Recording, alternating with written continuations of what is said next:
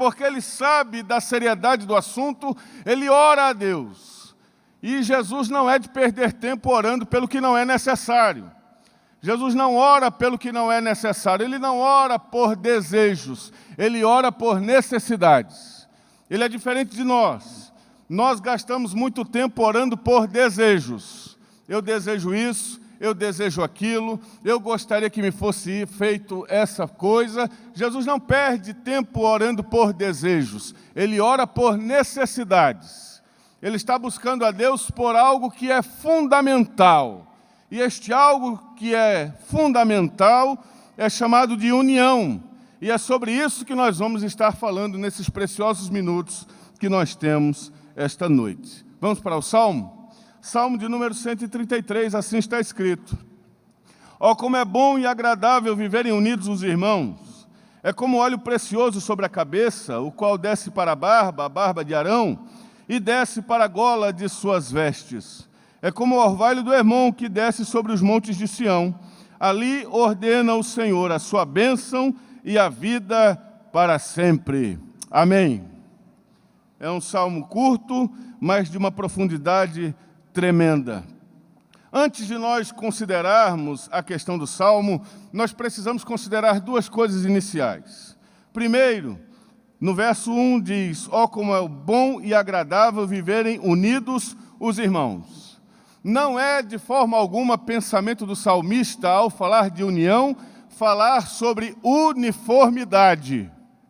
União é uma coisa, uniformidade é outra coisa. Não está no coração do salmista pedir a Deus e que seja agradável que todos nós sejamos iguais.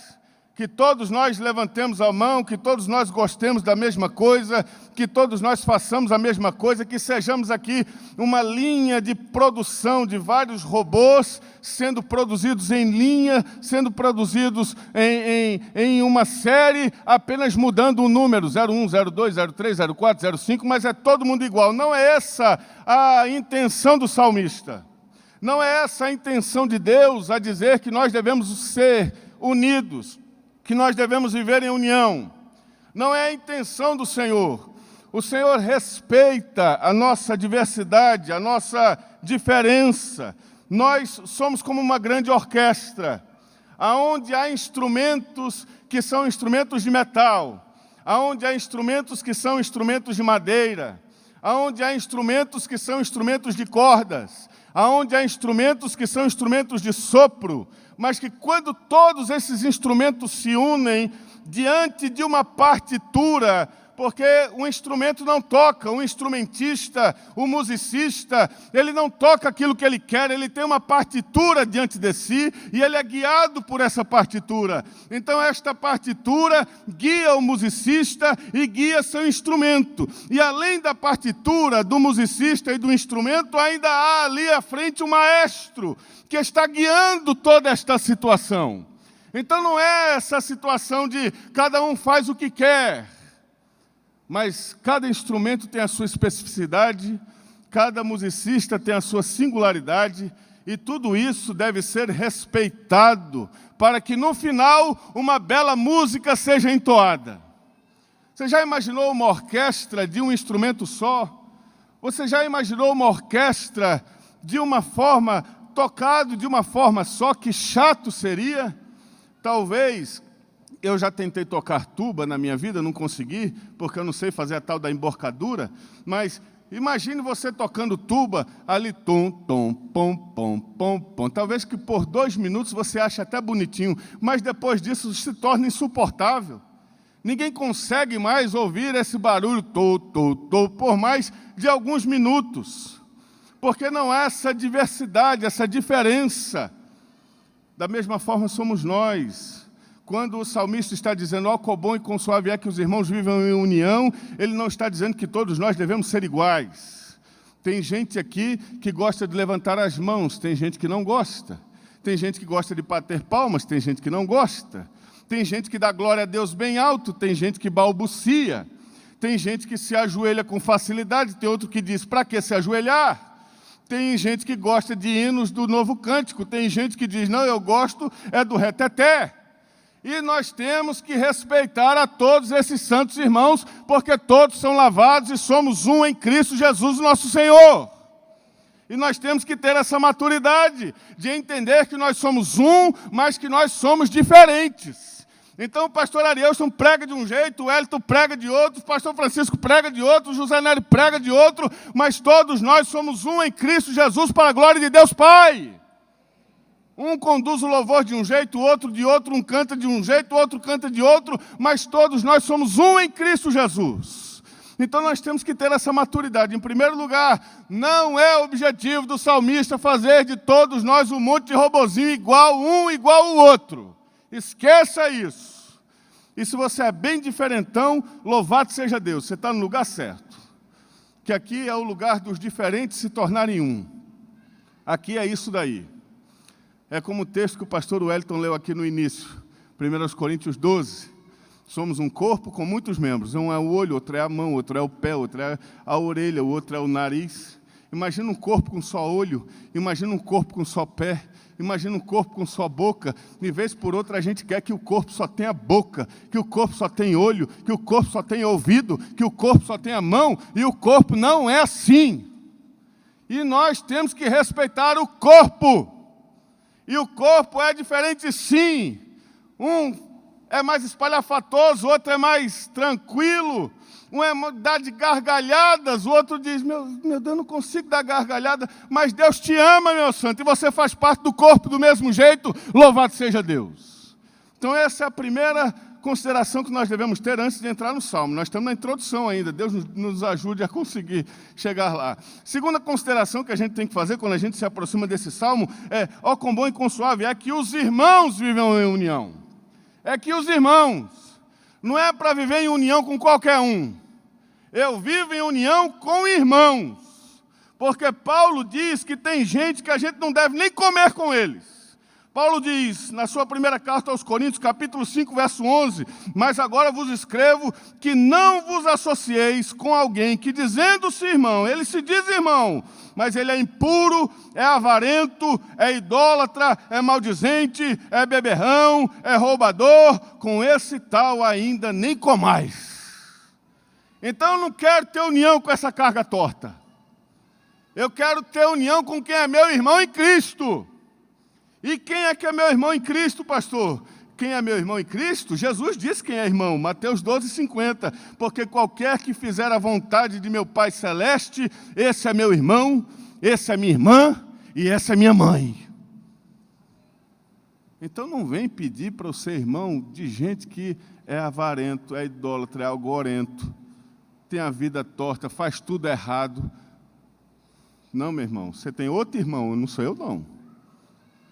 Teve uma vez com o pessoal, não, mas você é irmão em Cristo. Eu digo, seu não. Eu sou irmão dos santos. Eu tenho que viver em união com os santos. Com eles eu vivo em união. Com você? Não, senhor. Nós vamos viver aqui no mundo, porque Jesus disse, não os tire do mundo, deixa esse turma aí, mas os livre do mal. Então nós temos que ter essas duas considerações antes de entrar no Salmo. Primeiro, que não é objetivo do salmista que eu seja igual aos demais. E segundo, que a minha união é com irmãos, não é com carga torta. Não é com gente que anda de forma dissoluta. Não é com gente que faz o que quer da vida. Não é com gente que não respeita a autoridade. Não é com gente que não respeita pai e mãe.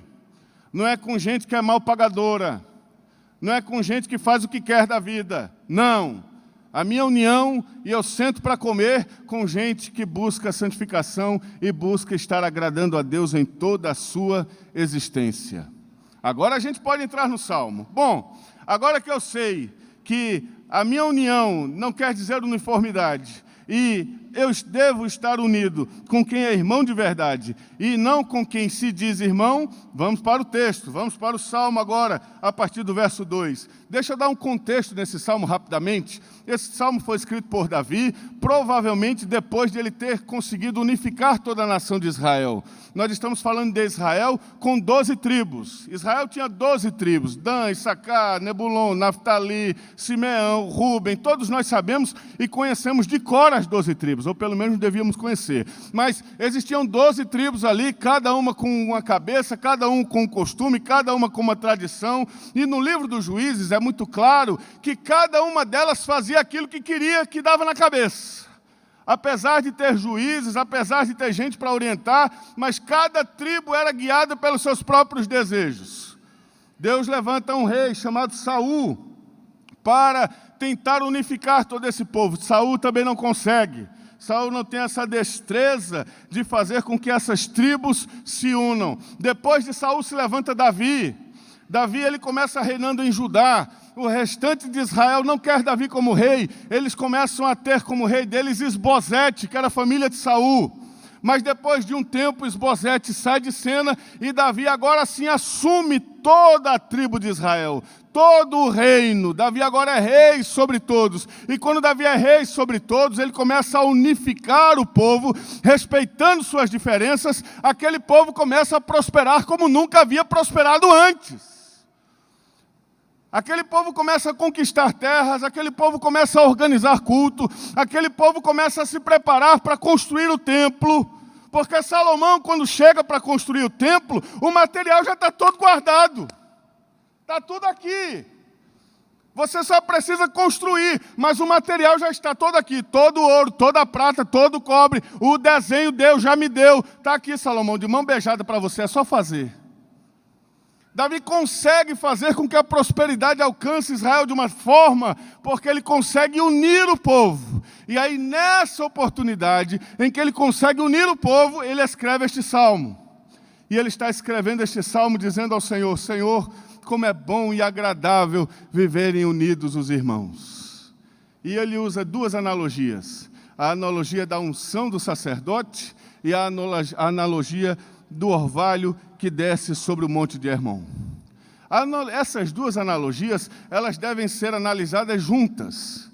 Davi aqui está usando de uma figura de linguagem, porque ele é judeu, chamado de hebraísmo. É o fortalecimento da ideia. O hebreu, quando ele está ensinando algo para alguém, ele fala uma vez, ele fala a segunda, ele fala a terceira, ele muda o exemplo para falar sobre a mesma coisa, e é isso que Davi está fazendo. Ele está tentando falar ao povo que está entoando este salmo a respeito de uma lição, usando duas analogias diferentes. A analogia da unção sacerdotal e a analogia do orvalho de Hermon. São duas coisas muito importantes para o judeu. A unção sacerdotal era aquela unção descrita em Êxodo capítulo 30, quando fala a respeito daquele óleo que era derramado sobre a cabeça dos sacerdotes, sobre Arão e sobre a sua família. Era algo muito importante, era tão importante, que este óleo que era mandado pelo Senhor, que Deus deu a receita a Moisés, de como esse óleo deveria ser feito, ele diz a Moisés: Moisés, esse óleo não é para fritar batatinha. Esse óleo só serve para ungir sacerdote. E se algum dia alguém for pego usando esse óleo para alguma outra coisa, esta pessoa precisa ser eliminada do meio do povo. De tão importante que era este óleo. Então não era qualquer óleo, era um óleo importantíssimo. E Davi, ele faz a analogia da união entre os irmãos com este óleo. Segundo, o orvalho do Monte Hermon. O Monte Hermon é o maior monte do norte de Israel, a montanha mais alta. E a base dessa montanha, do Monte Hermon, ela é sempre nevada.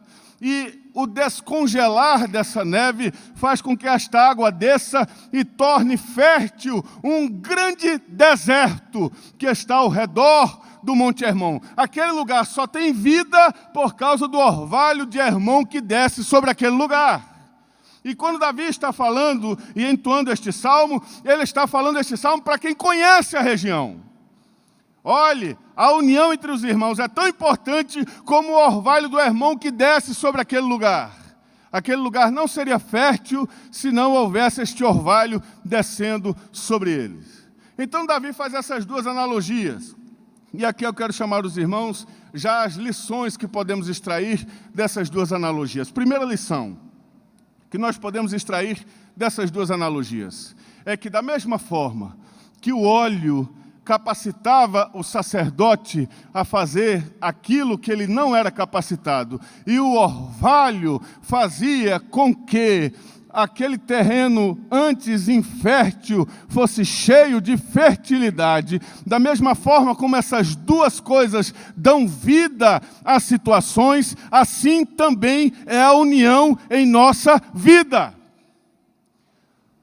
Nós só vamos conseguir fazer aquilo que nós propomos fazer se houver união entre nós.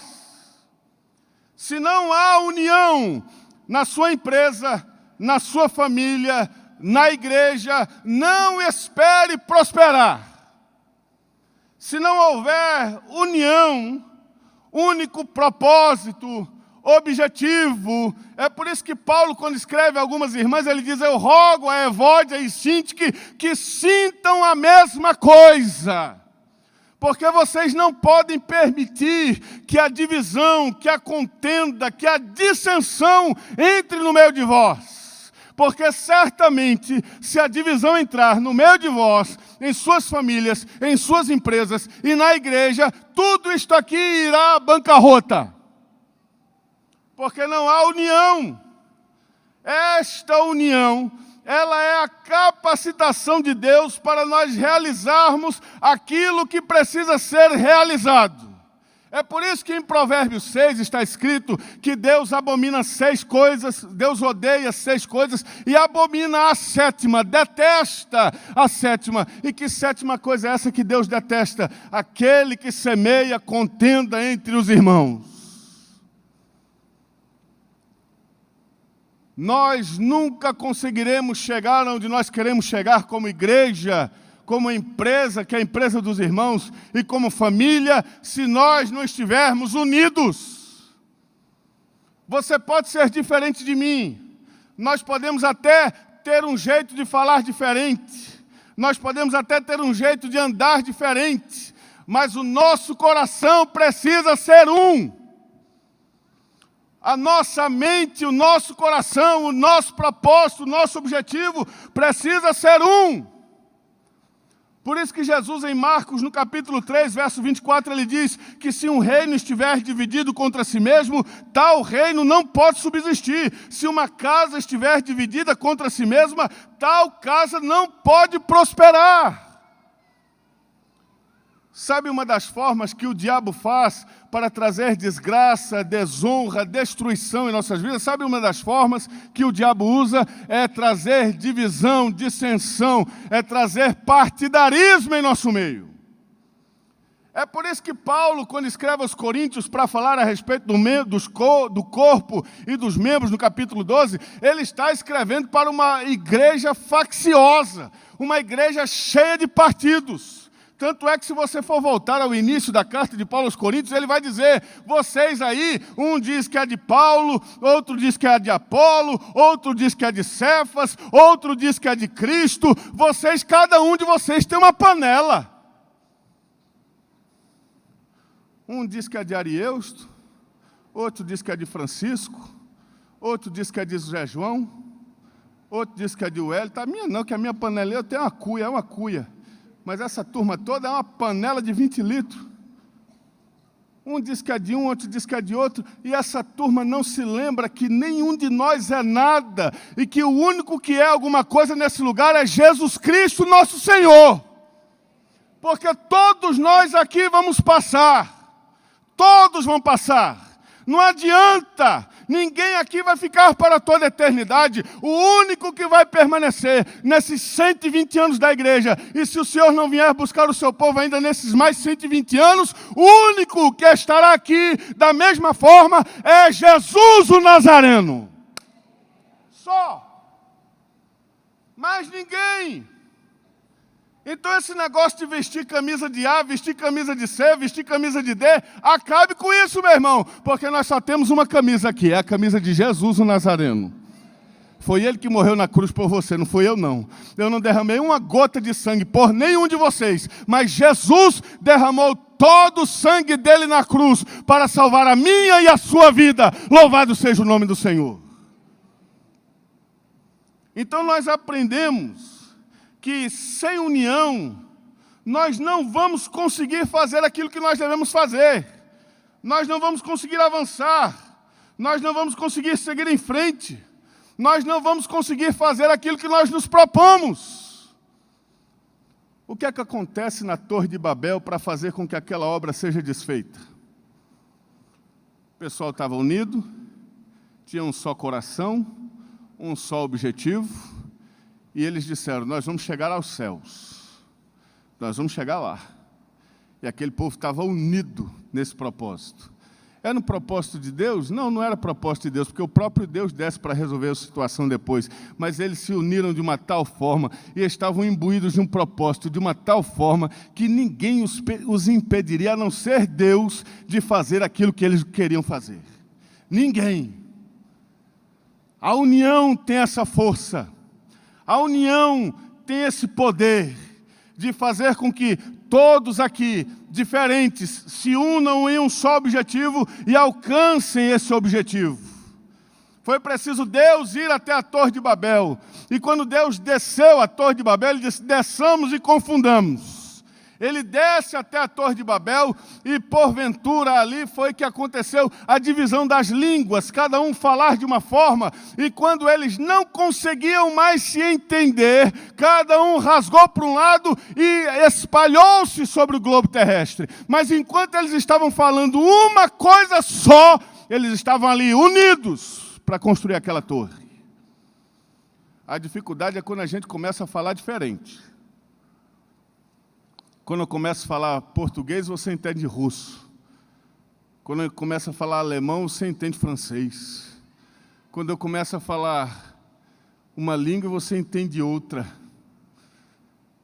A dificuldade dentro da nossa casa é quando a comunicação é quebrada. Quando não há comunicação. Quando o pai não fala com o filho. Quando o filho não fala com o pai. Quando o esposo não fala com a esposa. Quando há briga, a discussão, a dissensão, pode esperar, essa casa não prospera. Não tem como prosperar.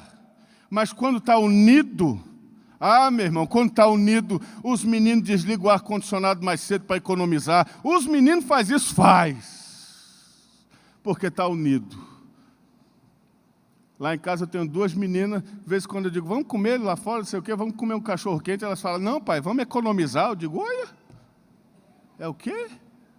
Não pai, vamos economizar, a gente passa no mercado, compra uma mortadela e não sei o quê, assa e tal, e a gente põe no alface e põe no pão e tal, e eu fico só ouvindo aquele negócio na frente, eu fico sério, né?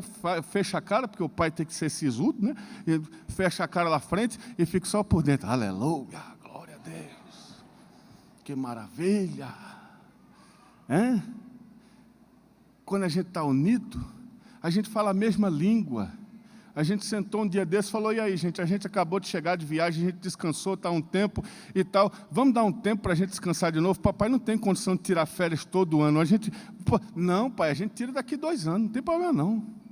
Fecha, está tranquilo, está unido. Na empresa do mesmo jeito. Um fala de uma coisa, outro fala de outra. Senta esses funcionários tudo na tua frente e ensina eles a falar tudo a mesma língua.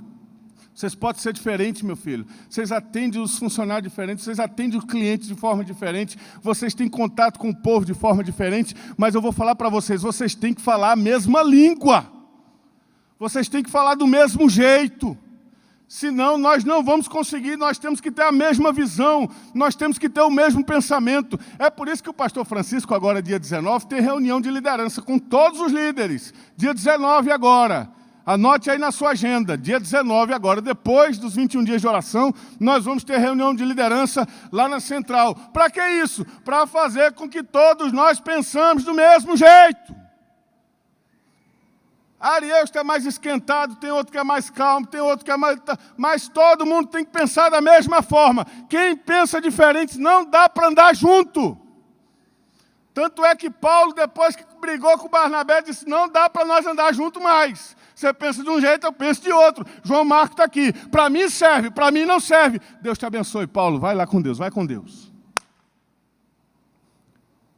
Para a gente andar junto, nós temos que ter mesmo coração, mesmo sentimento, mesma visão, mesmo objetivo.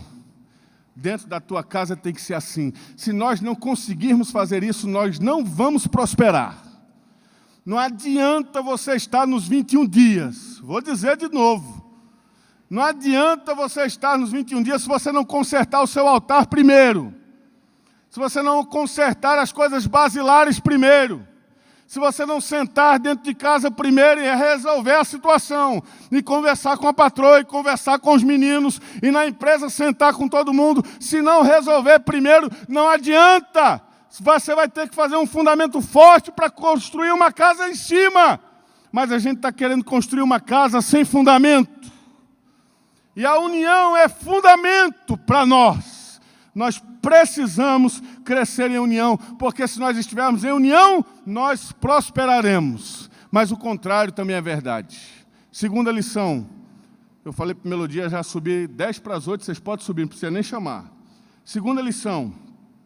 É que da mesma forma que o óleo vinha sobre a cabeça de Arão, como diz o verso 3, como 2 e 3, é como óleo precioso sobre a cabeça, desce para a barba de Arão, e vai até a gola de suas vestes. É como o orvalho do Hermon, que desce sobre os montes de Sião. Da mesma forma que o óleo, ele percorre o sacerdote inteiro, e o orvalho do monte Hermon, porque ele era no norte, e o monte Sião era no sul. E o salmista está fazendo sim essa ligação. Ele está dizendo, o orvalho sai do norte, irriga toda a terra de Israel, até o sul, da mesma forma que esta unção percorre o sacerdote todo, e o orvalho percorre Israel todo, esta bênção deve percorrer e alcançar a todos nós, sem distinção, sem acepção de pessoas, sem dizer que um é mais importante do que o outro, porque eu devo procurar unir-me com meus irmãos, sendo irmãos verdadeiros, não olhando para as suas qualificações, para as suas posses, para o seu patrimônio. Eu devo sim estar unido com irmãos sem olhar para nada disso, olhar um no olho do outro e perceber que aquele meu santo irmão, ele foi comprado pelo mesmo sangue que eu fui comprado. E não importa se ele chegou aqui de busão 333 ou de Mercedes-Benz 2024. Ele foi comprado pelo mesmo sangue bendito derramado na cruz do Calvário. Eu não devo fazer acepção, dividir o corpo, estabelecer partes do corpo que são mais importantes do que as outras. Tiago diz isso no capítulo 2. Meus irmãos, não tenhais a fé em nosso Senhor Jesus Cristo, Senhor da glória, em acepção de pessoas. Se, portanto, entrar na vossa sinagoga algum homem com anéis de ouro nos dedos, trajes de luxo, e entrar também algum pobre andrajoso, e tratardes com deferência os que têm os trajes de luxo, e lhe disserdes, senta aqui num lugar de honra, e disserdes ao pobre, tu, fica ali em pé, ou assenta-te aqui abaixo dos estrados do meu pé, não fizestes distinção entre vós mesmos, e não vos tornastes juízes, tomados de perversos pensamentos? Verso 9 ele diz, se todavia fazeis acepção de pessoas, cometeis pecado, sendo arguidos pela lei como transgressores. Fazer acepção de pessoas, escolher com quem nós vamos ter união, baseados em posses ou patrimônios ou propriedades. Eu falei que ia falar hoje à noite para o casal, que nós fomos almoçar na casa deles, e eu vou entregar. Hoje nós fomos almoçar na casa do José Neto e da Daiane. Fomos almoçar lá. Dai, meus irmãos, quem tiver oportunidade, coma do pudim de banana que a Daiane faz. Pudim é torta. Eu nem sei o nome daquilo, nem Salomão em toda a sua glória comeu uma torta daquela. Foi maravilhoso. Nós estávamos ali comendo com eles, mas se porventura chegar qualquer outro irmão, por mais simples que seja, pastor, vamos chupar uma manga ali, vamos chupar essa manga, aleluia, e vamos sentar e vamos ter alegria no Senhor. Não tem que escolher A, B ou C, só entra no gabinete quem tem, quem não tem, não, Senhor.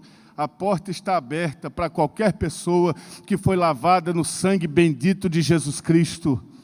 Em muitos lugares por aí, para você falar com o pastor efetivo, você tem que marcar com A, com B, com C, tem que demorar 1 semana, 2 semanas, esperando o retorno de uma secretária, para ver se você tem condições de falar com ele. Quando termina o culto, chega o segurança, rodeia ele, e ele não passa nem no meio do povo. Por aqui mesmo tem uma portinha, aqui mesmo ele some. Quando o povo está ali orando, aleluia, Senhor, aí quando abre o olho, cadê o pastor? Foi arrebatado. Todos nós ficamos e ele foi embora. O que foi que aconteceu? Não, ele já saiu pela porta de trás, do outro lado já tem um helicóptero, ele já subiu e foi-se embora para casa, aleluia. Pronto. Aqui não, meu irmão. Aqui os pastores dessa igreja terminam, fica aqui.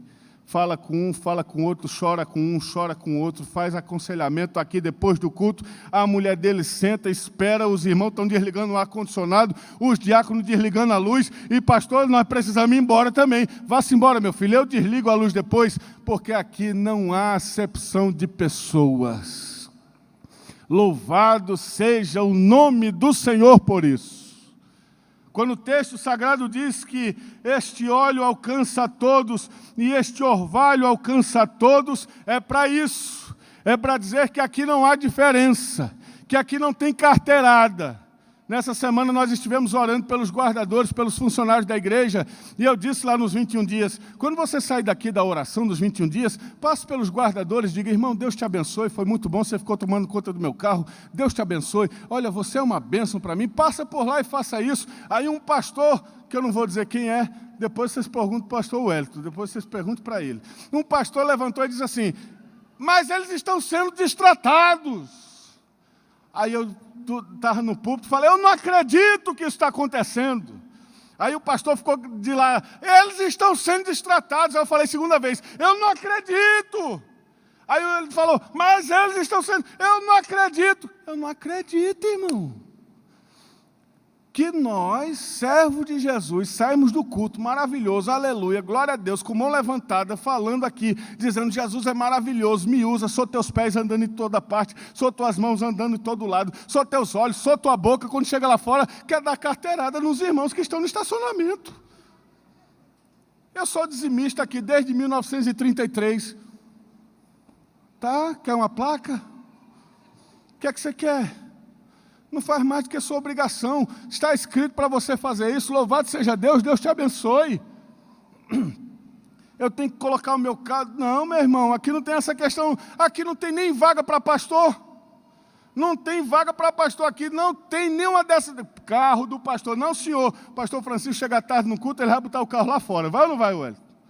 Vai botar o carro lá fora. E vem andando. E ele vem brabo, mas vem.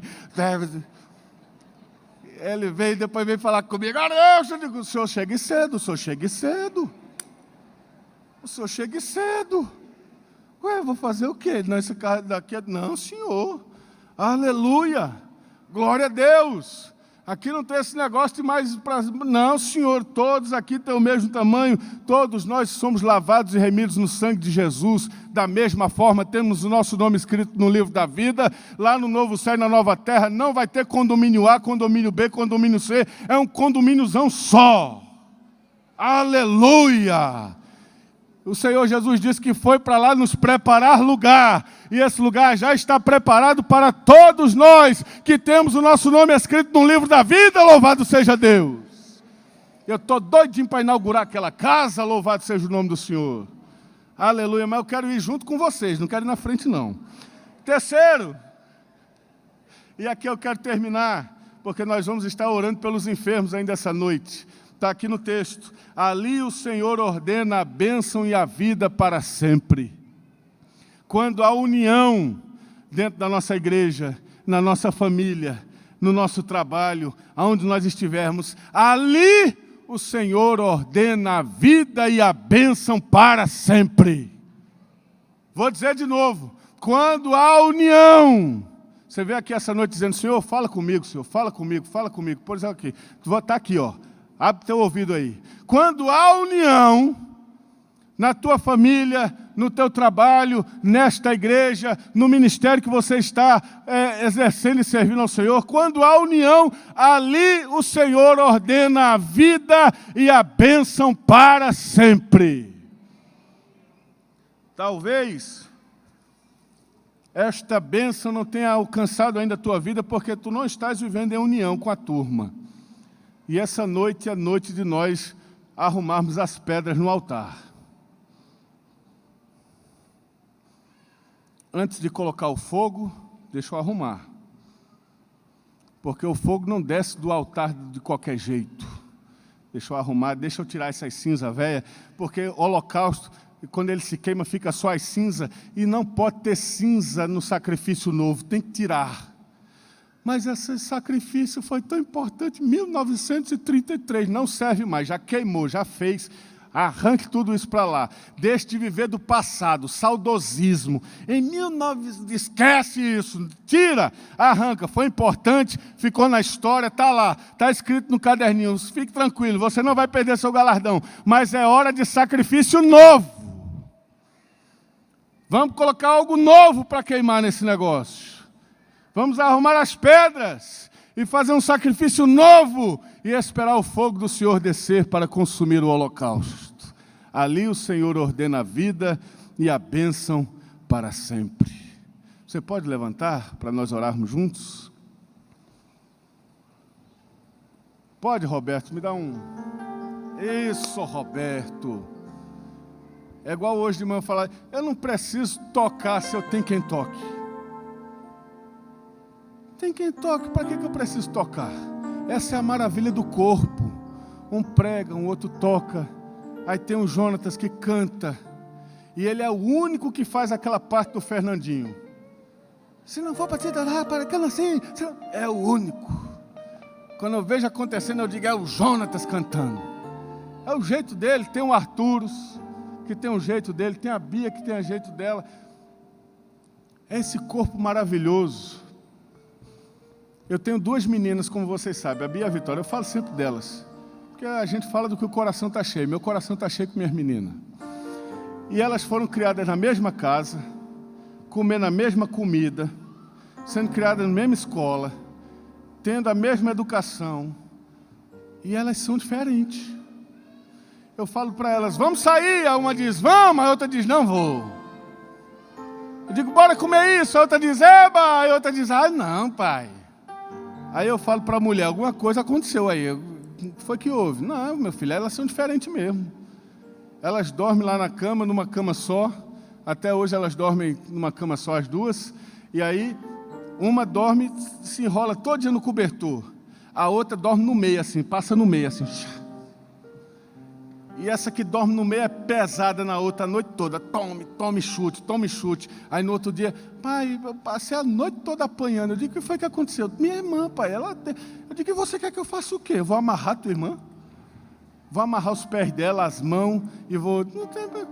pai, então eu vou botar outra cama aqui. Não, a gente quer continuar. Eu digo, então suporte as pesadas da sua irmã. A gente precisa suportar a pesada dos irmãos. É tudo irmão em Cristo. Nós temos aqui todos o mesmo Pai. Louvado seja Deus. Todos o mesmo Pai. Louvado seja o nome do Senhor.